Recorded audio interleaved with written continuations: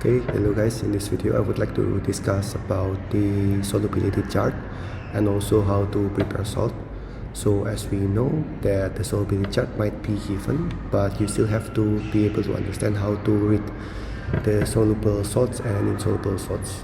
So if you see here that the soluble part is on the left side while the insoluble part is on the right side. So here you can see that everything that starts with sodium, potassium or ammonium would be soluble. So no matter what it is. For example, like sodium chloride or potassium chloride, ammonium sulfate, whatever. And also everything that ends with nitrate will also be soluble. For example, like silver nitrate or lead nitrate, magnesium nitrate, and many others. While for chloride, actually, most of them are soluble, so sodium chloride, magnesium chloride, with the exception of silver chloride and lead chloride only, that they are the only, some of the only few chlorides that are insoluble, so solid. For sulfate, it's also quite similar, that most of them are actually soluble, with the exception of some metals, for example like barium, calcium or lead, which are solid. Carbonate also, but the difference is that carbonate usually insoluble, but if they match with sodium, potassium or ammonium, so they create sodium carbonate, potassium carbonate or ammonium carbonate, then they will be soluble. So sodium carbonate is soluble, potassium carbonate is soluble, and ammonium carbonate also soluble. So typically carbonate is insoluble, but if they match with sodium, potassium or ammonium, they will become soluble. Another important thing to remember is also that all acids are aqueous, so they are soluble. While for a base, you have to be careful because there are alkalis like soluble base. So for IGCSE, only few alkalis that you need to memorize. For example, like calcium hydroxide, sodium hydroxide, potassium hydroxide, and ammonium hydroxide. The other bases are considered to be insoluble base. So for example, you have magnesium hydroxide, then it's insoluble. If you have, let's say, silver hydroxide, then it's also insoluble. Copper hydroxide also insoluble. The only soluble, only these four so far. Now, speaking about oxides. Oxides can be differentiated into two, which are non-metal oxides, also called with the name of acid oxides. For example, like carbon dioxide or sulfur trioxide. So typically oxygen with one non-metal atom, and they are usually gas, so G. While for metal oxides, they are usually base, so base oxide. For example, like calcium oxide, sodium oxide or potassium oxide. So the thing is that this is metal with oxygen, and they are usually solid, all solid. So we must be able to differentiate this first. Remember that if you would like to prepare salt, then actually this is the flow chart to decide what is the method that is used. So the first question is that is the salt soluble or not? Then it can be either yes or no, so no in between. If the salt is insoluble, so the only way to create the salt is precipitation, but it has to be aqueous and aqueous. So this is the main requirements of using this method. It must consist of two aqueous materials. While if your salt is actually soluble, then we come to the next question before we decide which method will be more appropriate. The next question is actually, are the materials soluble? So if all of your materials are soluble, yes, then the method that you use is titration. If no, then it's excess solid. I will not really detail the methods. I will just try to give you an idea about the materials used and also the method chosen. If you feel like you're confident and you already understand some of the concept, you can try to do this practice on your own. But if you don't, then we can follow slowly through this video. So I give you some time for those who would like to do by yourself to think and pause the video to try it, while for others, then let's try together. So let's go to the first question, first type, sodium chloride. So sodium chloride, So first we have to determine what is sodium chloride from the solubility chart. Okay, chloride is usually soluble with the exception of silver and lead chloride. So sodium chloride will be soluble. So here we have a soluble salt. Okay, so now let's think about the sources of sodium and chloride that are possible for us. So we can have sodium metal, we can have sodium hydroxide maybe, we can use sodium oxide, let's say, we can have, let's say, sodium carbonate. So hydroxide and oxide, I would usually think them as one similar thing because they are the base. Sodium is solid, sodium hydroxide is aqueous, sodium oxide is solid, sodium carbonate is aqueous. Then the source for chloride, in this case, I think we can use, let's say, hydrochloric acid. I don't think that there is any problem with hydrochloric acid. Okay. So because the salt is actually soluble, so we go to the left. And the materials, it can be soluble and not soluble. So we can have two different methods here. So in case that you use sodium metal and hydrochloric acid, which is aqueous, then you have to use excess solid method. So you put a lot of sodium metal, then you pour some hydrochloric acid, and later you remove the excess sodium, and then you crystallize.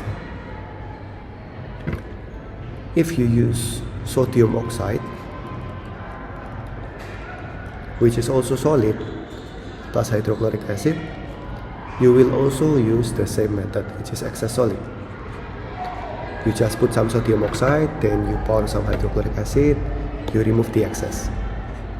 But if you use either sodium hydroxide or sodium carbonate plus hydrochloric acid, these are aqueous, then the only method that you can do is titration. So this is how you determine the materials and also the methods. Since the salt is soluble, then we have some flexibility to choose the materials and to choose the method. Now depending on the question, for example, a student would like to make sodium chloride from a base and acid. If the question specifies base and acid, so you have to specifically choose the base and the acid. So other options will be considered a mistake in this case.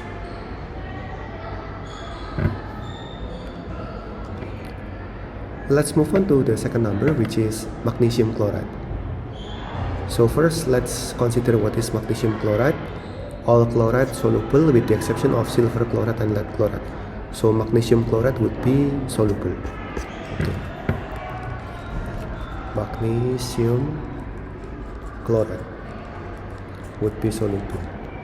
So now there are some sources of magnesium: the magnesium metal itself, the magnesium hydroxide, magnesium oxide, and magnesium carbonate.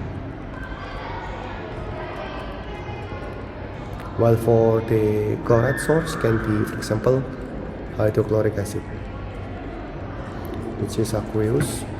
Magnesium metal is solid, magnesium hydroxide is solid, magnesium oxide is also solid, magnesium carbonate is also solid. Okay, so now this is a creation of soluble salt. So the salt is soluble, yes. Are the materials soluble? Unfortunately, all the materials are not soluble. So the only method to create magnesium chloride is through excess solid method. Here, excess solid method. With this set of materials, then you can use excess solid. So you use magnesium hydrochloric acid can, magnesium hydroxide, magnesium oxide, magnesium carbonate can. So everything can be created using excess solid method. just so happen that magnesium can also react with the acid here, so it's still fine. You have to remember that some metals cannot react with acid. There are some metals that cannot react with acid, which are copper,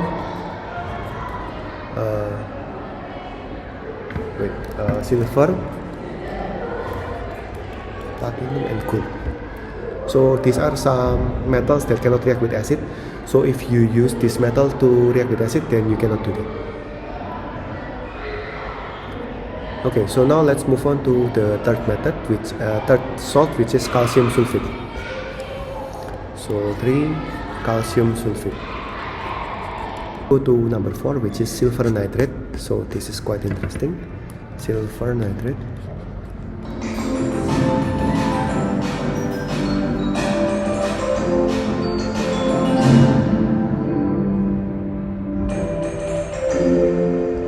So if you can see here, silver nitrate, so anything with nitrate is actually soluble. So silver nitrate would also be a soluble salt. And the way to make soluble salt is that we consider the materials, whether it's soluble or not. So silver nitrate is aqueous. So silver would be normal silver hydroxide, silver oxide, and silver carbonate. For the nitrate part would be nitric acid. Aqueous, silver is solid, silver hydroxide is solid, silver oxide is also solid, silver carbonate also solid. Okay, so the method to create this through these 4 possible materials would be excess solid, because all of these are solid and this is actually aqueous, the nitrate source. But if you would answer with silver plus nitric acid, then actually it's the wrong choice, because they would not be able to react. Silver is unreactive to acid, so they will not produce anything. While silver in other forms, they could actually react with acid, so that the nitrate would come back to the silver. So the only method here from these possible materials that I show would be excess solid. Are there any other possible methods? Yes, but from these materials, yeah, only excess solid. But now, for example, like number 5, which is silver chloride. Now silver chloride would be a bit different, because now we have to think in a deeper way. So silver chloride. So let's say that chloride usually soluble, with the exception of silver chloride. So silver chloride is indeed solid, so it's insoluble salt. And the only way to create insoluble salt would be just precipitation. In order to create precipitation salt using precipitation method, we have to ensure that the materials are both soluble, so aqueous and aqueous. So silver chloride is insoluble, so your only way is through precipitation. There is no other way. It has to be aqueous and aqueous. So what would be possible silver source? Would be the silver metal itself. It would be silver hydroxide, would be silver oxide, or silver carbonate. What would be possible chloride sources would be hydrochloric acid. But now we see that silver is actually solid, silver hydroxide is actually solid, silver oxide solid, silver carbonate also solid, but hydrochloric acid is actually aqueous. So it cannot fulfill the requirements of precipitation, which it should be consist of two aqueous sources, because everything here is actually solid. In that case, we have to find another silver sources that could be aqueous. Now, how can we find some silver sources that are aqueous? Yeah, we see from the solubility chart. Okay, what would be something silver that can be aqueous? Oh, here. Interestingly, when we see nitrate, every nitrate actually soluble. All nitrates. So maybe silver nitrate would also be soluble, which is true. That's the thing that we did for number 4. Silver nitrate is actually aqueous. So if we choose actually silver nitrate, it's actually aqueous. In this case, aqueous and aqueous, then you can mix them to create silver chloride, and silver chloride would be solid. So this would be a good precipitation material. So the method to create silver chloride can be silver nitrate and hydrochloric acid. Sometimes it's not really safe for us to pour acid. So that's why, like, some people would also teach you differently, that not adding acid, but also trying to find another soluble salt which contains chloride. So that's why sometimes people would also say, okay, sodium chloride also works. Sodium chloride. Because sodium chloride is also aqueous. In that case, it's called a displacement reaction or a double displacement reaction, because the metals are actually exchanging. So for example, here we have silver nitrate, and then we add with sodium chloride. So if we react these two, actually the metals would switch place. So the silver would take the place of the sodium. So now what we have is that we will have silver chloride and sodium nitrate. So if you see that they switch place, they switch partners. So that's why it's called the displacement reaction. Using this thing, if you keep this thing in mind, would you be able to change the source of your chloride, change the source of your sulfate into some other salt? The answer would be yes. So for example, calcium sulfate. I said that the sources of sulfate that you can use is sulfuric acid. But for example, the source that I use would be sodium sulfate, which is aqueous. You can still create calcium sulfate using sodium sulfate, and then you can react it with, for example, calcium hydroxide, which is aqueous. So changing these two would create calcium sulfate and sodium hydroxide, and calcium sulfate is actually solid, so they can precipitate. So this method also works. So for the sulfate, nitrate, or chloride sources, you can either use the acid or you can use also another salt that contains that thing. Let me give another example, magnesium chloride. So previously I only gave examples that use hydrochloric acid. But for example, you want to be creative and say, Mr. I would like to use sodium chloride. Also can. Sodium chloride is aqueous. So now let's say that you want to react magnesium carbonate. So magnesium carbonate is actually solid. So you can do it with the excess solid method because one is solid. So it will create magnesium chloride also. So here the method will be excess solid. Put excess magnesium carbonate in a bigger glass. Pour some sodium chloride and remove the excess magnesium carbonate, filter, and so on. I hope that this gets to your mind that we can use other sources of this thing, not only the acid. But it's easier usually if you just use the acid because it's much easier. Just use sodium or potassium because they are soluble and it's quite easy to find. So silver chloride, there are two methods that we can use. either use silver nitrate and hydrochloric acid or silver nitrate and sodium chloride. Both can be created using precipitation method. Okay, so for the last number, which is barium sulfate. So now let's think about barium sulfate. Barium sulfate. So sulfate is actually soluble with the exception of barium. So this is also insoluble.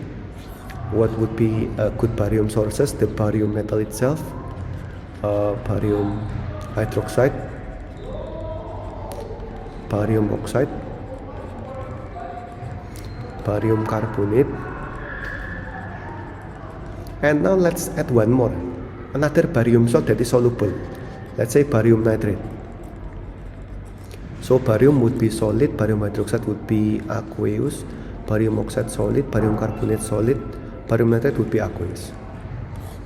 Let's now try two sources, which are sulfuric acid, aqueous, and also let's say sodium sulfate, aqueous as well. So just to give you some idea that we can also use some other source. So now since barium sulfate is actually solid, so the only method to create barium sulfate would be precipitation. No other way. So it must be aqueous and aqueous. So the only possible answers are either you use barium hydroxide or barium nitrate combined with sulfuric acid or sodium sulfate. That would be the only acceptable answers. So the greater detail step by step how to do precipitation, excess solid and titration, I think can be found in previous video or in some other notes. But at least with this video, I hope that you can understand more on how to react to solubility chart, understanding the solubility of acid and base, and also some oxides, and using creative materials to create your salt. So good luck.